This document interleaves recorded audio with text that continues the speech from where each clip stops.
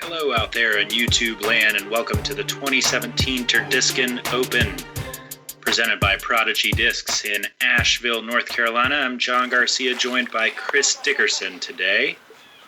Hello, everybody. We're starting off this feature card on hole 2, which is just a shade over 260 feet. We've got a left to right hole that's on a slight plateau, a little bit of a hill, with some danger right behind it, and it looks like Justin Peeler just parked it. Yeah, with a thumber, and we're going to see quite a few of those this round. And here you are stepping up with an A2, throwing this nice sidearm. After that shot, I realized, it's probably a little bit more disc than an A2. But Tim Owston, I think he's going to show us how to do it here with a little bit more of a higher speed disc.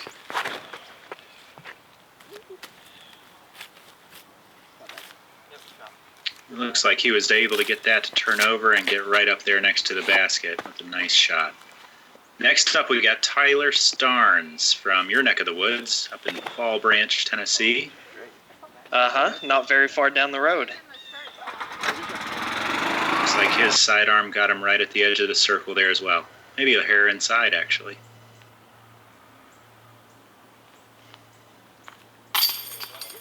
And that's how you start off a round, with a nice long birdie, staring at the OB about 6 or 7 feet behind the basket there.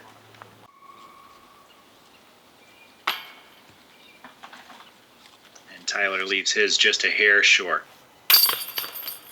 Looks like the rest of the guys are going to be able to tap in their birdies. As long as Peeler doesn't knock over the basket with his drop in, we'll be moving on to hole 3.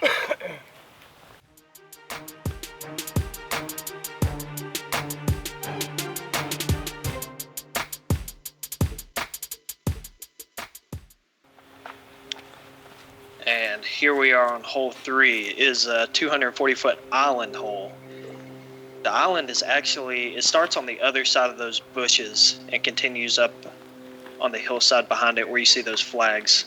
So basically, you can throw a thumber straight under it, or you can play into the hillside on the back. This hole presents a lot of problems for anybody going too far along. As soon as you get into that OB, it is nothing but thorn bushes back there, and we did have a few discs that are going to live there for the remainder of their life. Oh yeah, Looks like Tic Tac was able to utilize that hill to his advantage and park it about 10 feet away from the basket. Oh, what are you doing? Get stable. What are you doing?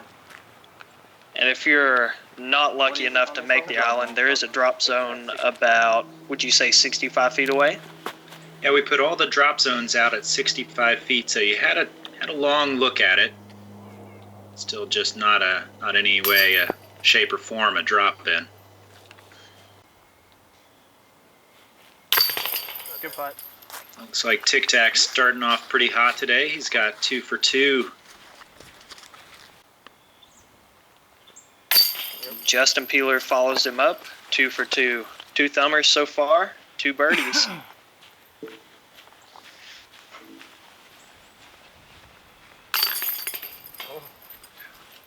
And there you are cleaning up for the par on that, and Starnes is going to come in. Looks like he's going to walk away with a +1 on that one. Coming into our next hole, we have our first distance challenge coming in. This hole's coming in at 783 feet, but it plays quite a bit longer than that. It is uphill the entire way. Looks like we're going to see Peeler show us how to throw a thumber up that hill.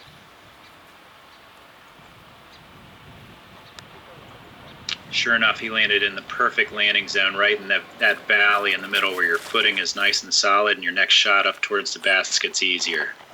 Yeah, that's exactly where you want to be, is down there in the valley. If you get on one side or the other, your footing isn't all that great, and it can really affect your second shot.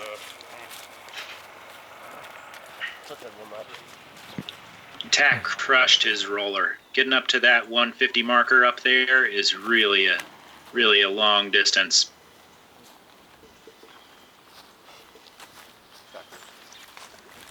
I got mine turned over just a little bit too much, but I'm basically down in the bottom, maybe just a little on the hill. Looks like Tyler got his turned over a little as well, and he's going to have a little bit of that cut roll, take a little bit of his distance away from him there, but seems like he'll be just fine with that footing for the next shot. Mm-hmm. Yeah, if you don't get very far off your drive, this second shot is almost throw it as hard as you can again. Yeah, you really need to make it past this cart path here to really have a decent chance at your 3. Looks like you checked up directly over that cart path to leave yourself in a prime position for 3.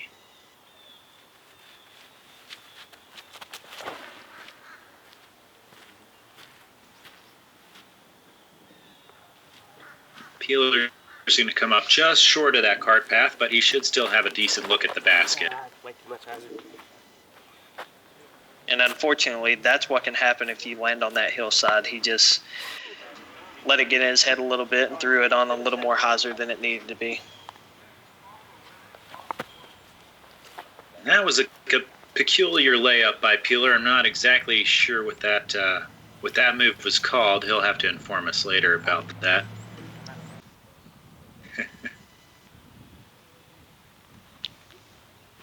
And it looks like he'll be able to walk away with the birdie on this one.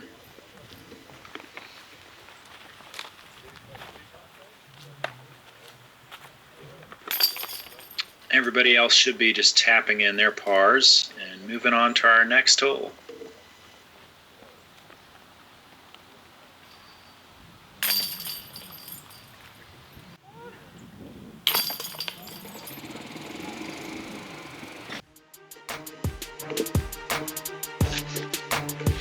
Everybody seems to be knotted up except for Starnes getting a slow start there, but I'm sure he'll catch fire as we move through this round. Hole 5, 300 feet, slightly downhill, and there is an OB road behind it. Yeah, these limbs give you this canopy that don't really allow you to get your shot too high, but using a disc that might be too fast can easily get you into that road behind the basket.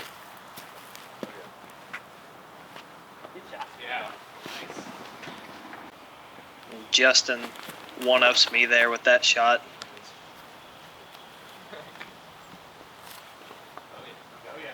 Tack putting his straight into the hillside. I believe Starnes is throwing this thing on a rope, and he'll be just underneath that basket.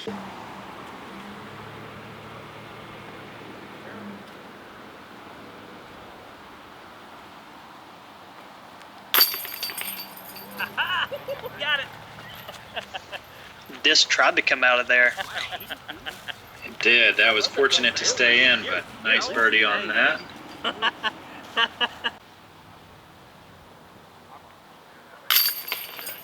From the looks of it, it looks like we're going to have our first star frame out there. Shot, Tyler. Thank you. Hello, Hill. I'd say this is probably one of the easier holes on the course. We did have a few people take some high numbers getting back there onto that road, and then some people rolling down onto the green below these terraces. But generally speaking, this was one of the easier holes of the tournament. Mm-hmm. And I'll have to check my statistics, but I believe that is the first drive that Justin has not thrown a thumber on. Kind of surprised because there's a side gap out there that you can get a thumber out there. Did try that in practice. Coming up on this next hole, we're walking into the woods a little bit. This will be one of the few holes that has some technical difficulties in getting directly to the basket. But as you step up to this, you show us that there's really not too much to it if you just pipe it down the middle perfectly. Yeah, as long as you hit the fairway, you've got the one tree to deal with right before the basket. Oh, Now these guys are taking the hyzer route, looks like. Tack certainly is. He told me before the round this is the only way to throw this hole.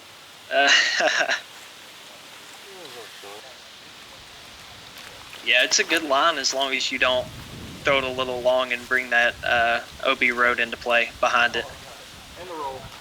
And it looks like all three of them are able to check up inside the circle, so we should be just fine on this hole.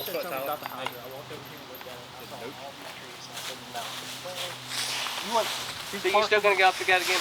yeah.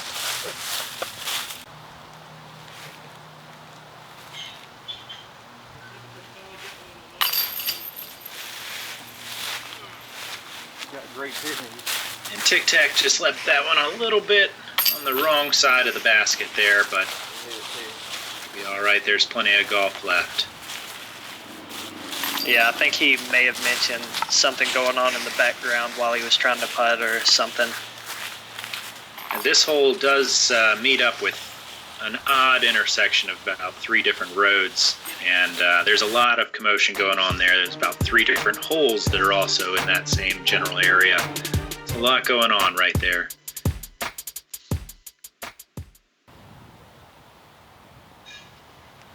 All right, you're stepping up to hole 7 here. What's this all about? A par 4, uphill the whole way. Basically, throw it as far as you can on your first shot, and then on your second shot, you want to maneuver your way to the right side of the fairway. Yeah, getting up there towards that ridge line is really where you want to be. Sometimes moving over to the left here, if you're able to push a little bit further towards that ridge, leaves yourself a more direct line at the basket with less interference. But generally speaking, as long as you can get a nice solid drive out there, you'll be looking at the basket pretty easily.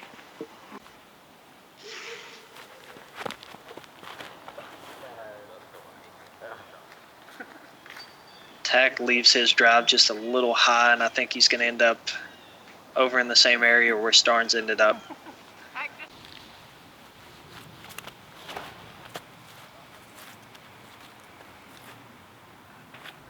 Looks like Peeler just got a little bit past the basket, but should be just fine.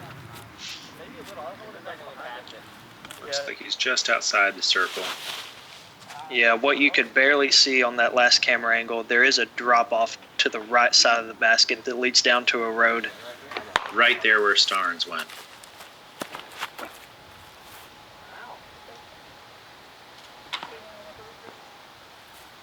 And Tack might have been saved by that tree. It could have gone down in that road as well if he had missed that. I believe you're right.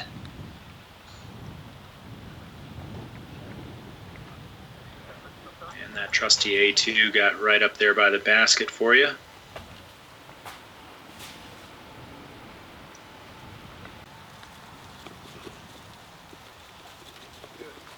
Tack gave that a pretty good run. He was probably about 50 feet out. Still managed to get pretty dangerously close there.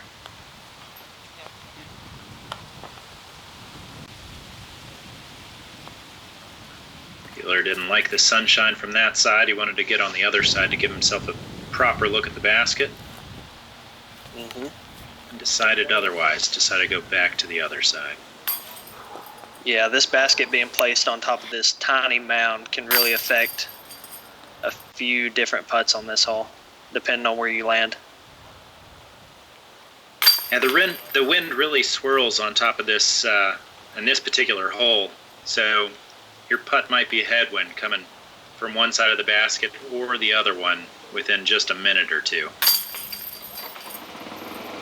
Peeler is able to get that one to go finally. We'll be moving on to our 8th hole, brought to you by Wicked Weed, one of our primary sponsors for the tournament. We want to thank them for all they did.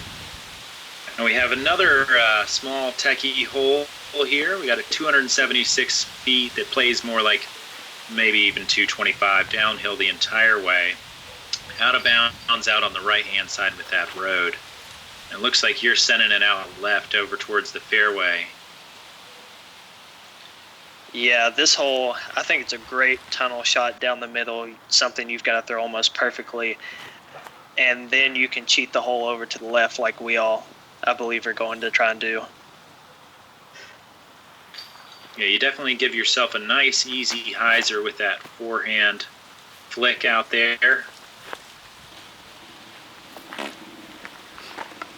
The only reason that I didn't go down the middle on this hole, I was afraid to take a bad kick off one of these trees toward the OB road on the right side.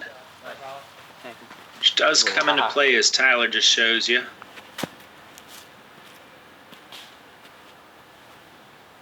He was able to keep his in bounds and be right up there in the circle. Basket swing. It's me. Basket. Ah, close, but no cigar.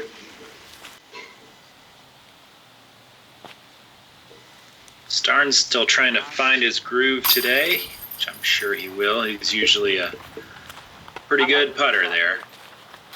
Yeah, he seems like he's just a little bit off so far this round, but hopefully he can pick it up.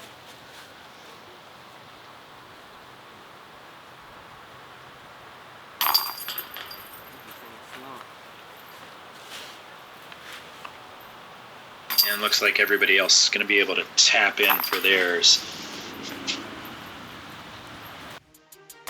That hole ended up being a little more difficult than we thought. Ended up taking a party there.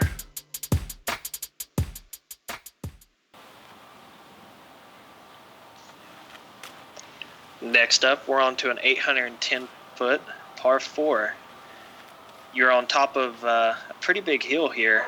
Basically, you just rip one, let it fly. Yeah, this hole doesn't really present too many challenges off the tee, but if you do get into the woods on the left or on the right, there can be some danger out there. But generally speaking, you're trying to get this thing as far as it can go down that hill and leave yourself with a nice wide open upshot at the basket. To see this hole in person is far different than seeing it on camera. It doesn't quite do it justice to see what type of throw. This is definitely one of the holes that caused us to design this course, was looking down this fairway when we were actually playing regular golf and saying, man, I'd love to throw a driver down there. Oh my gosh. I agree. Seeing it in person and watching it on a screen, they are completely different. Hey, looky there, you threw one. Starnes, for where he was there, gave himself a pretty good throw at that. Yeah, it looked like he just flattened the disc out too much. If it would have been on a little bit more angle, he may have gotten over there for a longer putt. Peeler shows you just how deadly accurate he can be with those thumbers. He almost drained that on his second shot. Baby, come back. Yeah.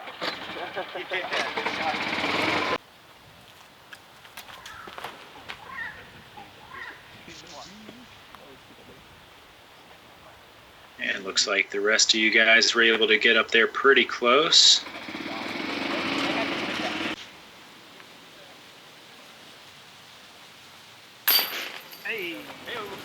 No chains needed on that. No, just barely snuck that one in there.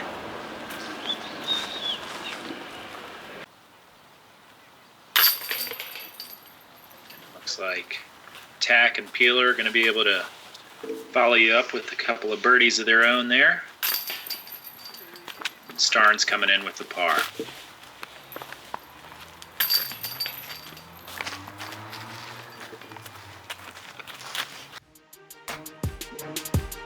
All right, looks like we're going to be moving on to our back nine here. Going into hole 10, brought to you by Foggy Mountain, with some of the best wings and one of the best local beer lineups in downtown Asheville. This is another one of our technical holes, going through a couple of these trees. There's a lot of lines to take here. You went kind of straight at it a little bit, had a little difficulty hitting some of these limbs that present some problems to a lot of players. Yeah, I think I threw a little bit too overstable of a disc. And there's Tic Tac. He threw a pretty straight disc that he just let it fade out a little at the end. And I believe that's the kind of shot that you want on this hole. And ladies and gentlemen, that is a thumber roller. Might have been saved by the tree on that one. There's OB Road just to the right of this, where that car is driving, actually.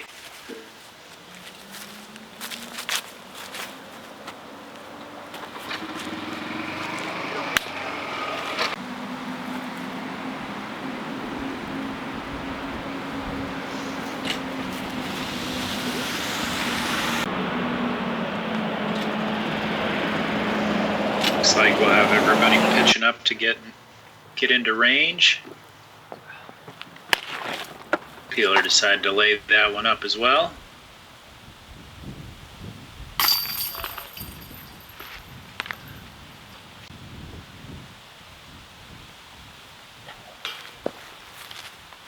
And Tack decided to one-up him and lay that one up as well.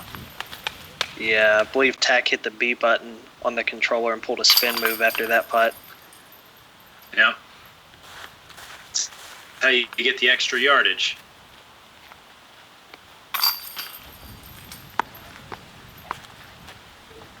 And this, which is not typically one of our more difficult holes, we did have a bit of difficulty on that one with the +1 on the card and everybody else rounding out with some pars. Hole 11 is also a par 4. And it seems like I keep getting the par 4s and you keep getting the par 3s. But this par 4, after you throw your drive out in this open fairway, as you can see back there where those golf carts are parked, there is a basket tucked on that little knoll.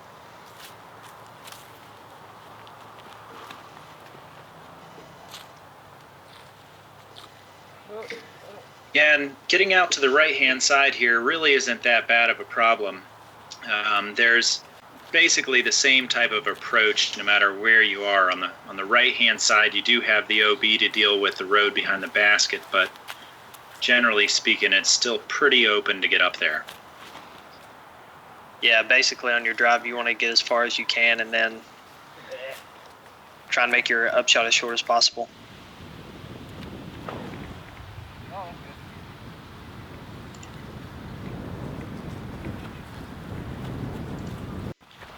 Peeler left himself just outside there, but there's a plateau where that basket is, and I'd say less than 15 feet behind the basket is the OB, so it is a tough approach. You have to be pretty cautious with. And that's an incredibly long roll after he hit that tree. Okay, a little unfortunate with that one.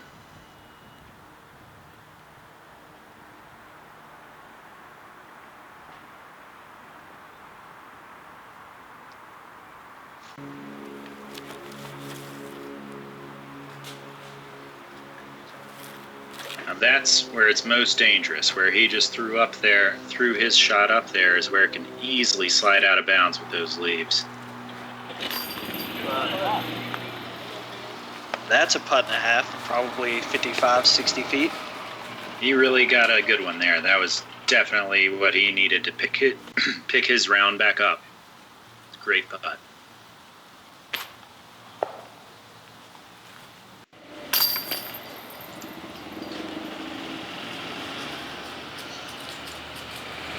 Looks like we're going to tap out the rest of the guys here.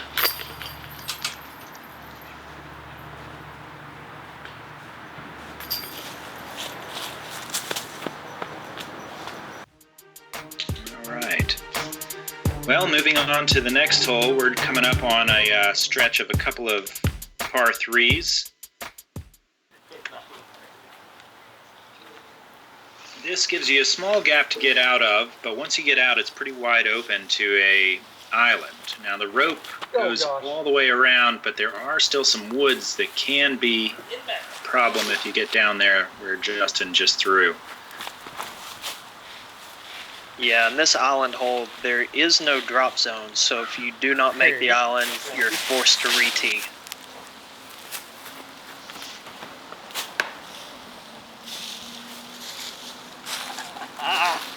just like that, those trees can jump out and bite your disc pretty quick. Tyler gives his the distance, but he lets it fade out just a little bit too much. No drop zone. Huh? No drop zone. I can't make that gap, man. That's on me. For real, that's terrible. Jesus, that's a huge gap. Tic Tac giving himself a little bit of motivation as he tries to conquer this gap for the second time. Yeah, it looks like he's going with a little bit faster disc as well. Yeah. And he hung it out there and gave himself a nice look for his 4 there. Peeler absolutely parked his upshot there. He was in quite a bit of danger back there. There's really not too many lines at the basket.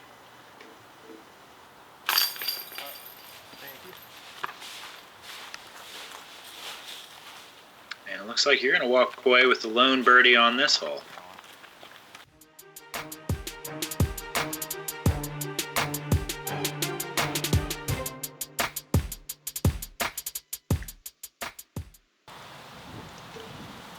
Hole 13 is the second of the 2 island holes that are back-to-back, 264 feet, and the island is actually longer from side to side than it is from front to back. Maybe, what would you say, 50 feet from the front of the island to the back?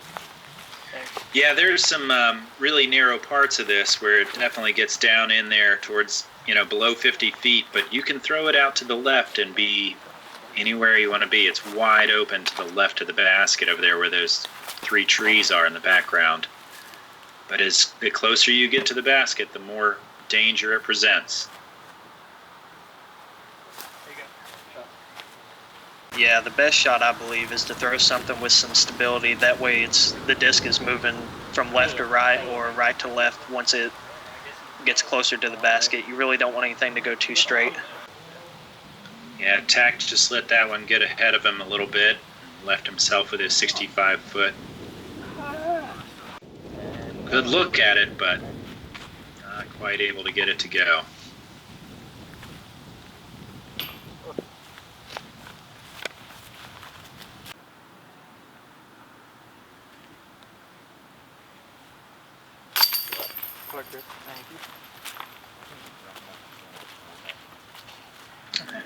There's a couple of birdies in a row there for you on the 2 island holes. That we did see some drastic numbers on those islands. Saw quite a few 5s out there on this one in particular.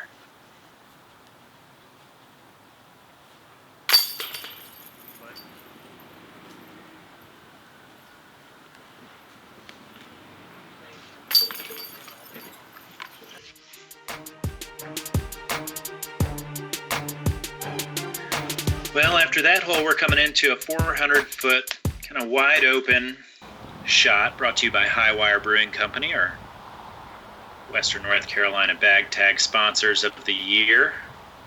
Thank you so much, guys. Chris and the gang down at Highwire.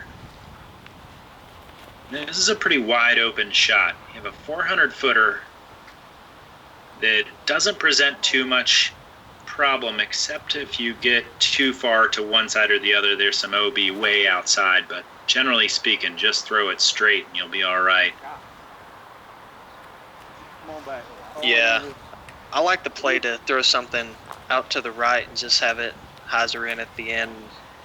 Hopefully be up on top of that little mound that the basket sits on.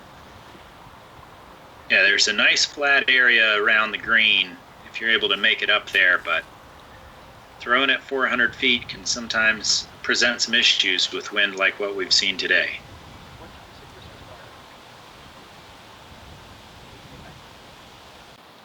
Tack was trying to keep his out of the wind, ended up leaving it just a little low, but left himself with a nice easy upshot, and he'll be collecting his 3 in a minute.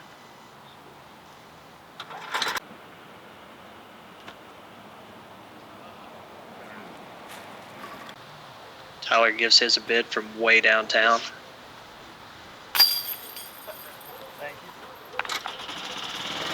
That makes 3 in a row, Chris.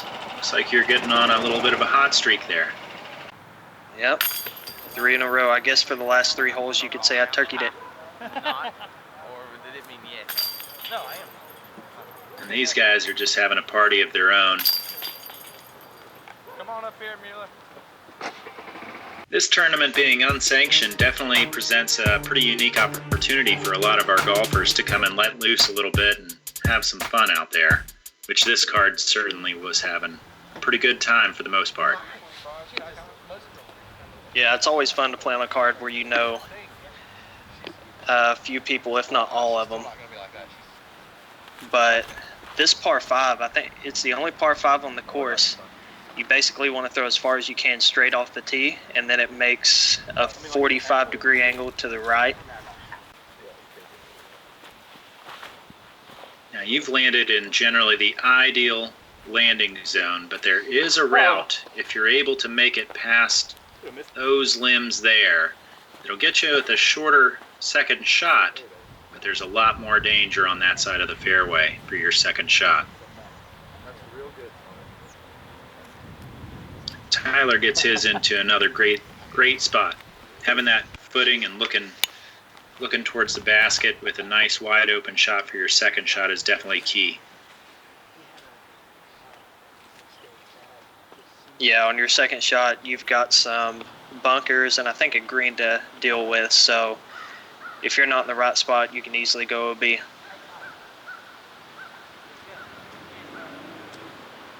And he really got that disc to do exactly what he needed to right there. That's a pretty good spot for his second shot to be landing.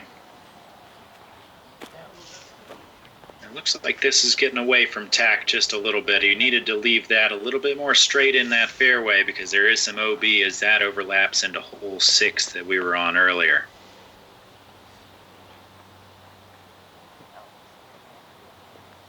Tyler lays up just short of that OB bunker.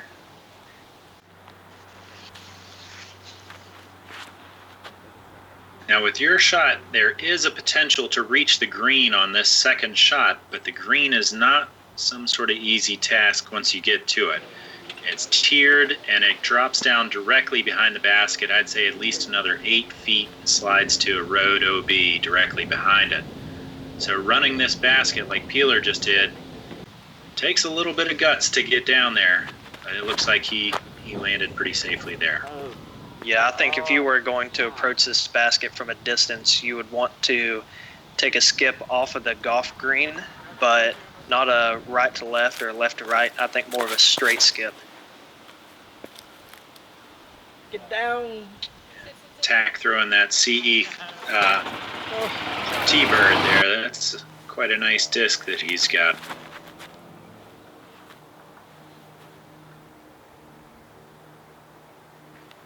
Those things are going for some high dollars on the collector's market.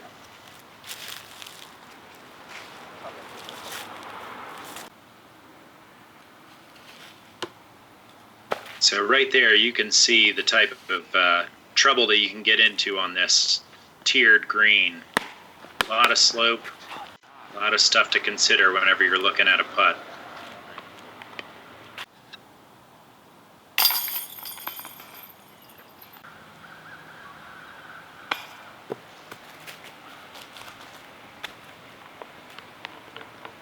And there's some of that danger there of just an inch outside and leaves you with a brand new 40-foot putt to look at.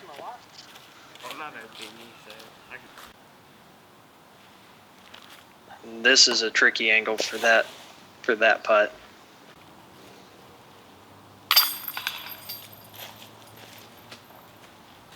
Tack's able to stop the bleeding there, and we'll move on to our next hole.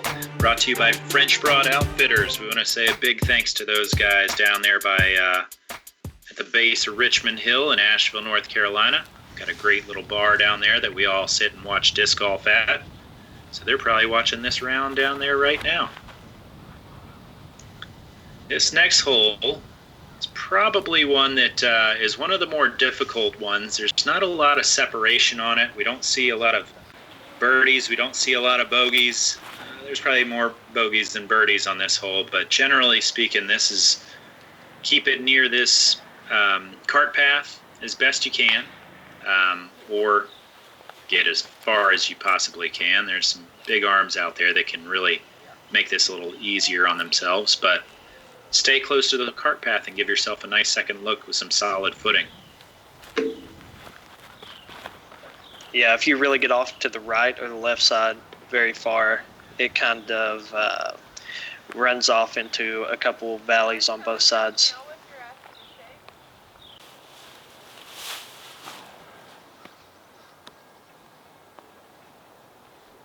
There's another one of the Peeler custom overhand rollers.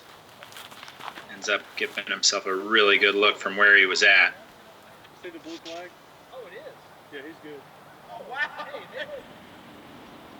This green was very fast, and it definitely took some tough skips for most players, getting them down into the tree line just below. And it does drop off to a road directly behind again, as seems to be a common theme on this course. OB right behind the basket. Yeah, I don't remember seeing anybody this whole tournament leave this upshot short. They all went past the basket and kind of challenged the brush behind it.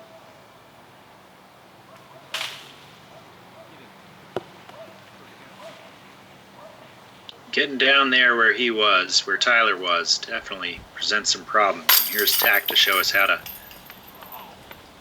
almost sink it from down there. His window might have been about 1.5 square feet. He was able to almost get it to go.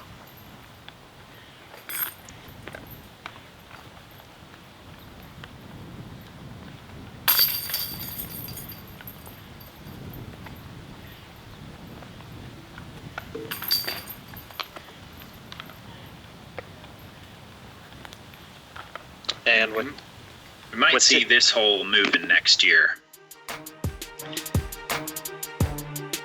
yeah, not very much separation on that hole.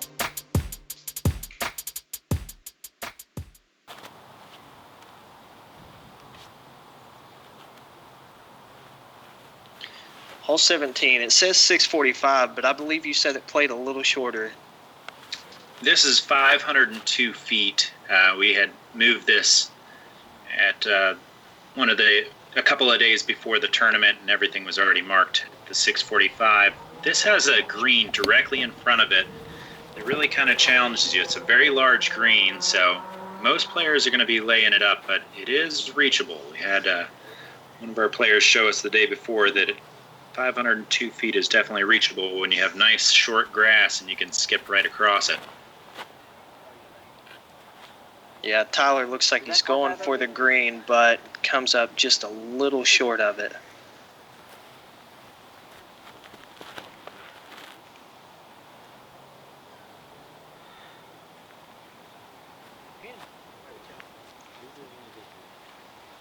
Looks like all four are going to be looking at an upshot directly across this green.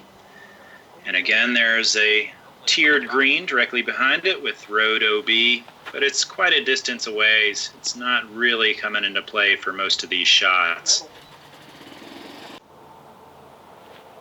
especially when you hit the post.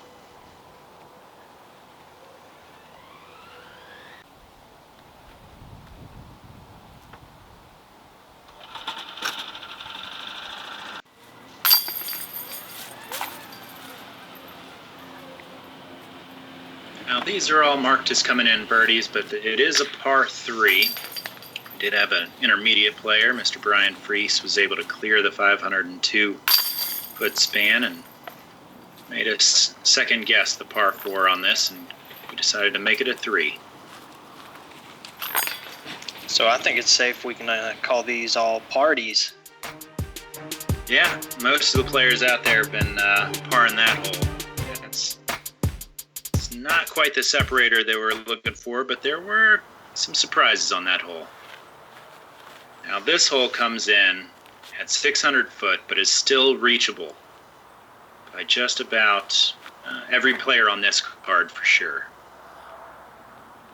Yeah, as long as you get your shot going downhill instead of outward, that little bit of momentum that you throw it with can easily get it pretty close to the basket. Yeah, definitely whenever you have some nice rolls like that, that definitely helps out the cause.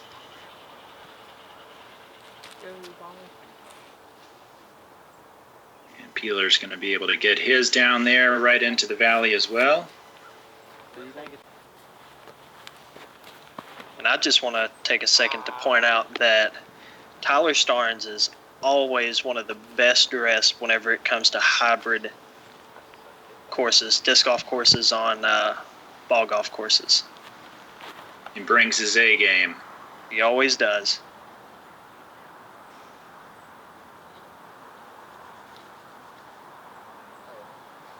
Looks like we're going to have 3 shots down there in the valley looking at the basket. Tyler left himself up here in the woods. Please tell me you got that, And Marty. ladies and gentlemen, that is his own parking You're the job. first person I've ever seen do that.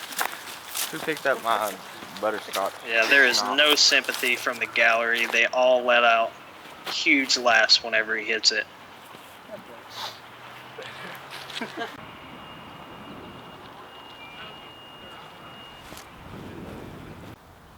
And it was offered for somebody to go move the cart, and he said, "There's no way I'm going to hit that cart." Perfect. And What that was it? was a bit of an unfortunate moment there. That was a backfire from one of the other carts on the hole.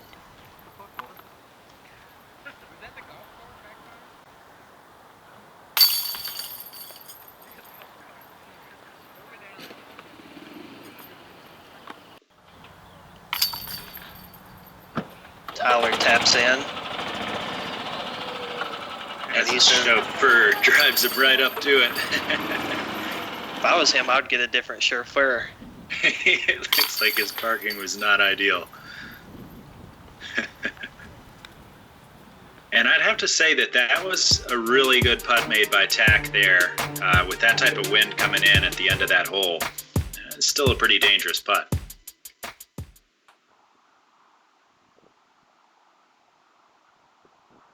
And we're back around to the starting of the course, but it's actually our final hole. Hole 1 is a very tough par 3.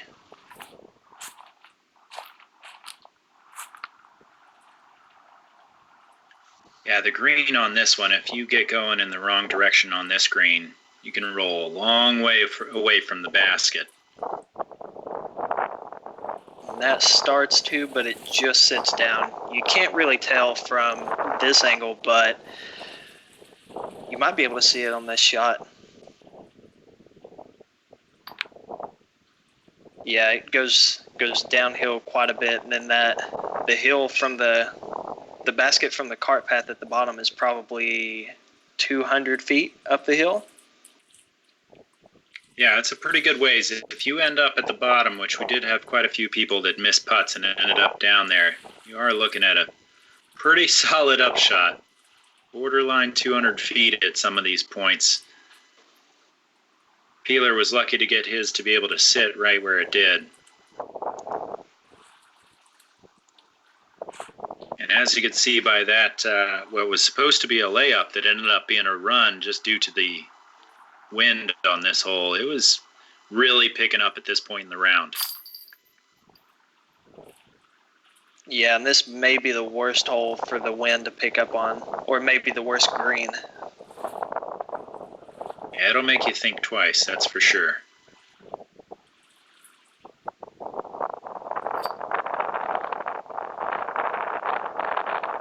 Yeah, that one tried to get up and go on you. That wind picked up as soon as you tried to putt there. Tyler checks the wind. Couldn't quite tell which way it was blowing, so he wanted to reinsure himself with the leaves. Yeah, it's a good idea. You want to be sure. Well, that's the conclusion of our round 1. It looks like we've got Chris in the lead at 11 under, which is a really hot round. And looks like Peeler's given himself a pretty good look at the lead card for the next round with a 5 under. And we want to thank everybody for tuning in. And thank Chris for joining me on the commentary tonight. We'll see you next round.